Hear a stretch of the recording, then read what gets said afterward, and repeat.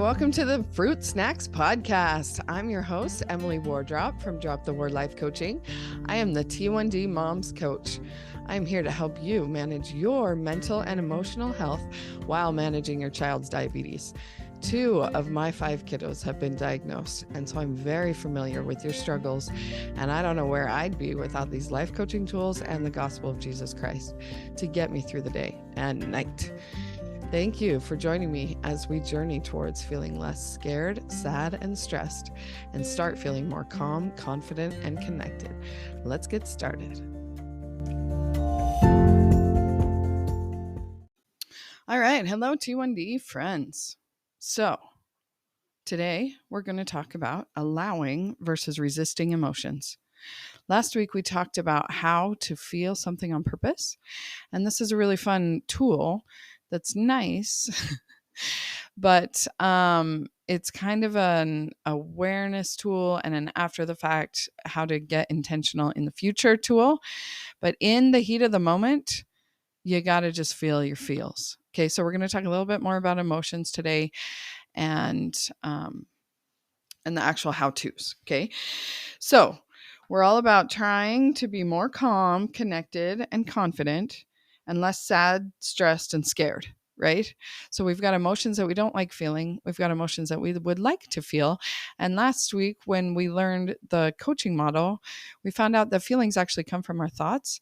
And so if you can control your thoughts, then you can control your feelings. But a lot of times the brain is very efficient and effective, right? And the brain is just doing its thing, thinking thousands and thousands of thoughts a day, causing all those emotions. And we're not going to be able to control our brain through all of those thoughts. Plus, as we've discussed, there's the whole nervous system piece also.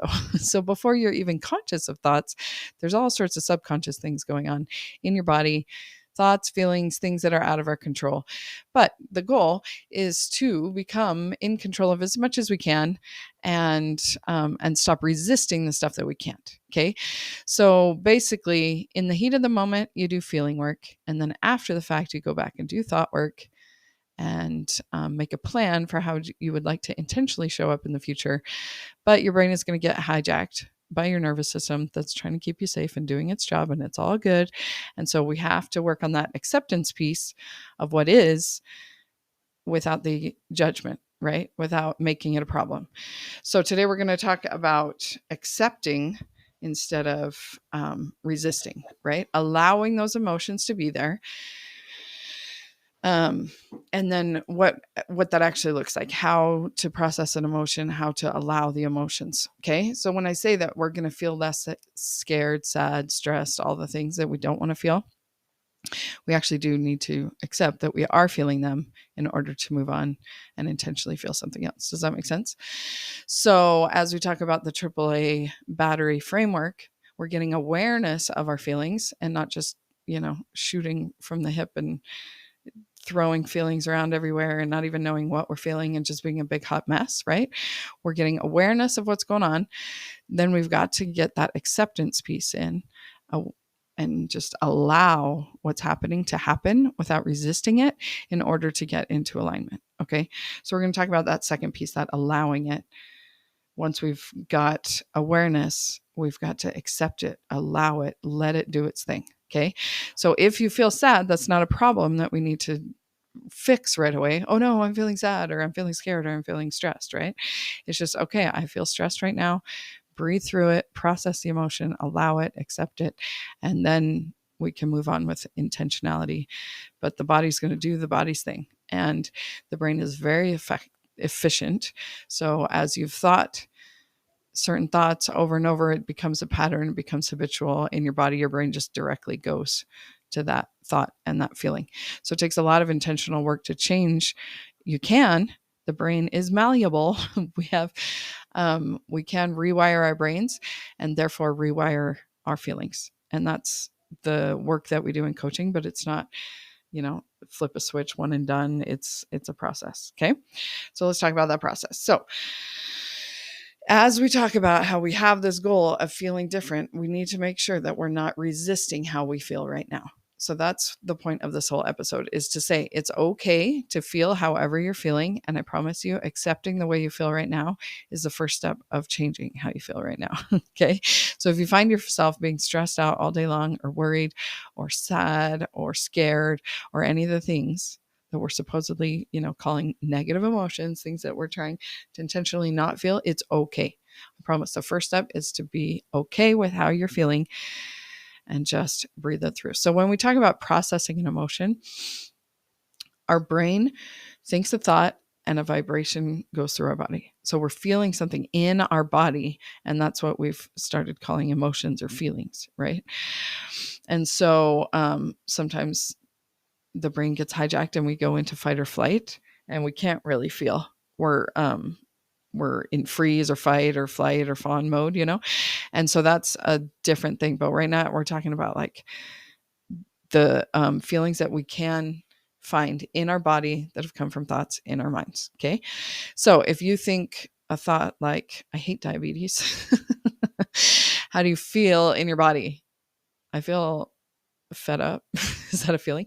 Frustrated, irritated, annoyed, all that camp, all of those feelings, right? They feel kind of terrible in our bodies. But when we realize that it's not actually diabetes' fault that we feel terrible, it's our thoughts about it, our resistance to the reality, right?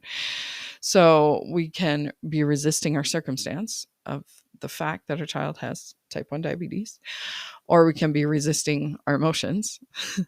and it all comes down to figuring out what we are thinking about in order to make sure that we're not resisting reality. Okay. So our kids are going to hate diabetes. They're going to say that, and we can empathize with them. Yeah, I know, sweetie, I hate diabetes too. But really, like, thinking that, how do we feel? In that moment, I feel a little bit empathetic, and that's useful. But when I'm just having my own pity party, it's not really that useful to help me get on with what I need to do. Okay. Because it's just the facts of life now. And I need a more useful energy than frustrated, irritated, resisting against emotion. Resisting against reality, right? Okay. So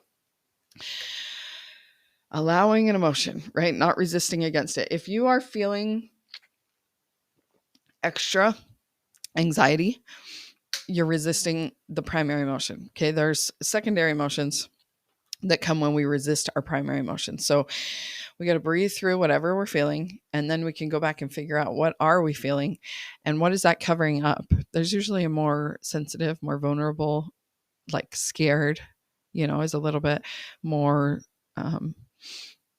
more vulnerable, and so we cover up scared or hurt, or with a stronger secondary emotion like anger or frustration, or even anxiety as a resistance of worry, right? So you can feel a little bit worried, but then, like, as the brain spirals on those thoughts that are causing the worry, then it piles on more and more and more worry, and that's what anxiety is. Okay, is a worry about the future. Or depression is a spiraled worry about the past, right? Or a spiraled on layers of sadness, right? So, like I said, it's okay to feel sad. It's okay to feel worried. All the things that we're feeling, it's just fine. And then if we don't resist them, then we can process them through, and that's fine. But as we resist, what you resist persists, and it gets bigger and bigger, and then it becomes a problem. Okay. So let's talk about the actual how-to of processing an emotion, because that's kind of like, okay, yeah, nice, but what are you even talking about? Okay, so we're very practiced at resisting emotions, stuffing them down, pretending they're not there, thinking happy thoughts to try to feel something different. What we call buffering, which basically it's like a buffer, on the bottom of a chair. If you don't want it to scrape your floor, you put those little buffers down. And so it doesn't make that terrible sound, and it doesn't scratch your floor. So we kind of think of emotions as like that terrible sound or the scratch on the floor, and we don't want to feel it. And so we do a buffer that kind of buffers away from feeling that or hearing that or whatever, right? And so when we all have go-to buffers that we like to do that kind of ease the feelings, right? I'm starting to feel anxious. I'm just going to go eat a cookie or something, right? Like food can be a really common buffer. or other substances, right? All the addictive substances, we're really just addicted to them because we're trying to avoid feeling our feelings. And so we do other things that distract our minds and bodies from that feeling. And so really the solution to any addiction is to just feel more instead of buffering away from the feeling, right? So if you're finding yourself going to the pantry and getting a snack when you're getting overwhelmed and stressed out, dealing with your kids' diabetes, then we've got to figure out what are these emotions that you're trying to buffer away from and learn how to just feel them. Okay. Because we're very good at buffering. We scroll social media, we get on our phones, we, watch Netflix, we even like work or exercise or whatever. There's good buffers, but being used as a buffer, it's just something we want to become aware of so that we can process those emotions instead. Because the fact is, you're feeling a feeling in your body, and when you stuff it down or buffer away from it, it's still in your body. It hasn't processed through. And that's what causes problems in our bodies, is that we have all these emotions just shoved in there, and we're getting ulcers or or headaches or tension or all the different like pains in our body is literally from like unprocessed emotion. That energy, that's a message from our brain. We need to receive that message, and then it passes through our body instead of just holding on to it. Feelings are kind of like toddlers, they're like tugging on your brain. Hey, hey, hey, hey, I have a message for you. I have a message for you. Mom, mom, mom, mom, right? And they pull on your shorts. And if you don't acknowledge them, they just keep going, right? And so what we're talking about when we say that we're going to just process the emotion, we're going to allow it, we're going to stop resisting it, is like, when you ignore that toddler and they just go, mom, mom, mom, mom, forever until you like explode.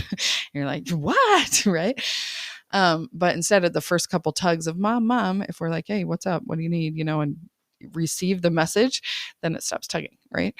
So all of these emotions are really just messages sent from our brains that once we receive the message, it can stop. So like, for instance, if you're worried about something, like you've sent your diabetic off to grandma's house, so that you can get some well needed rest and relaxation, but you can't rest and relax because you're worried that grandma's gonna miss whatever, or mess up on whatever, or do whatever, right?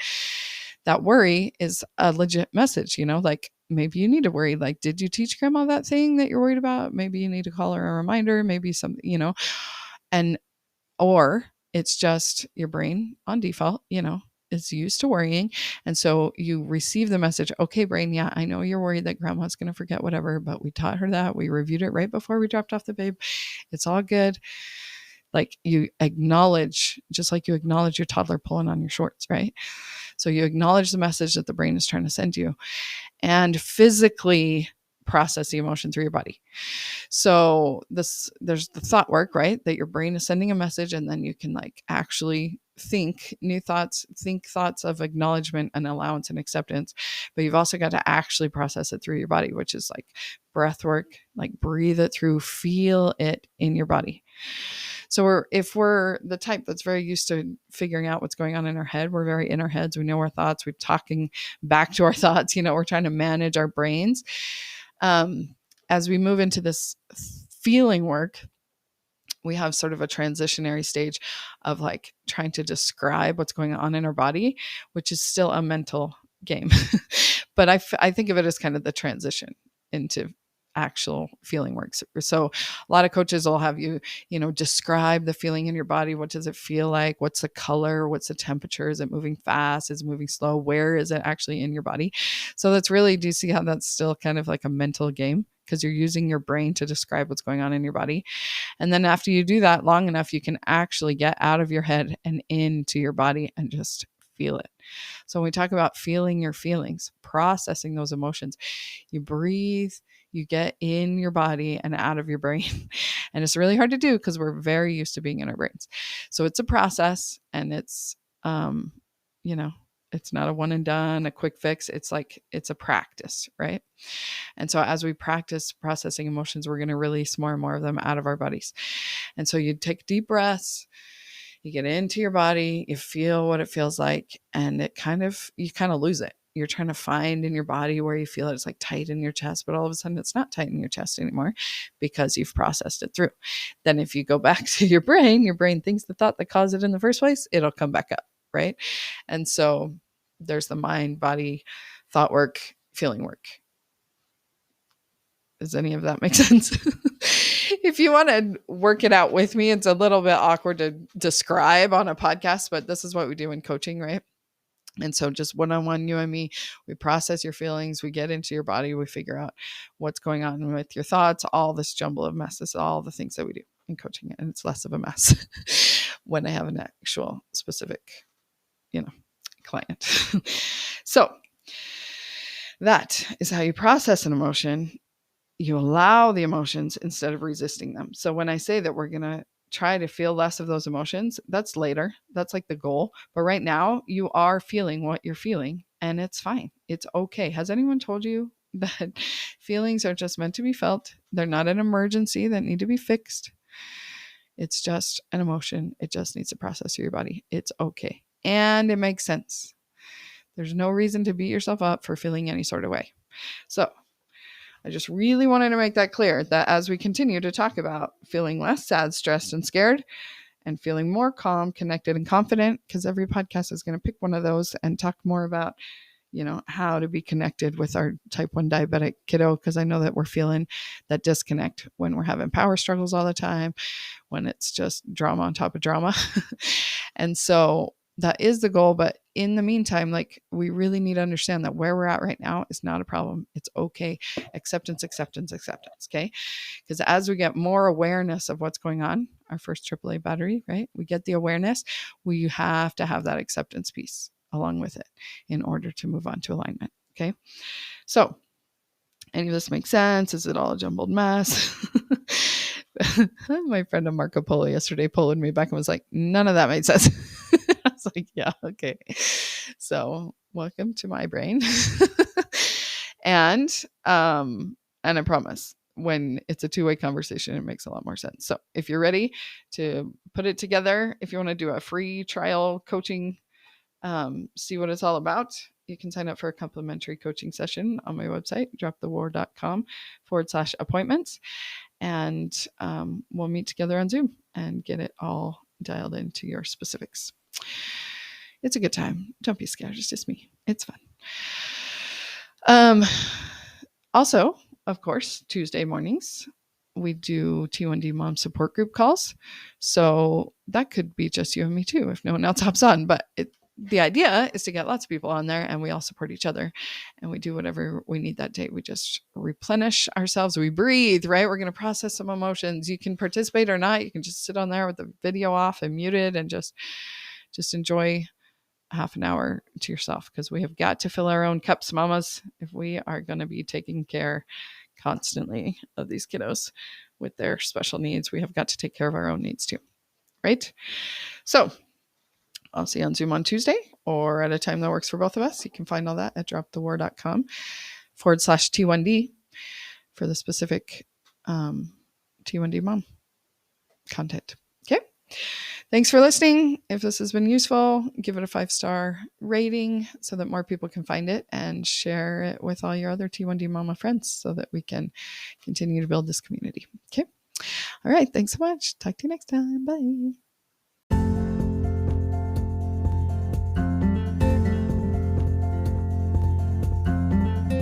Hello, my sweet T1D parent friend. The next time you catch yourself thinking that you can't do this anymore, redirect your brain to Philippians 4:13 and remind yourself that you can do all things through Christ, which strengthens you.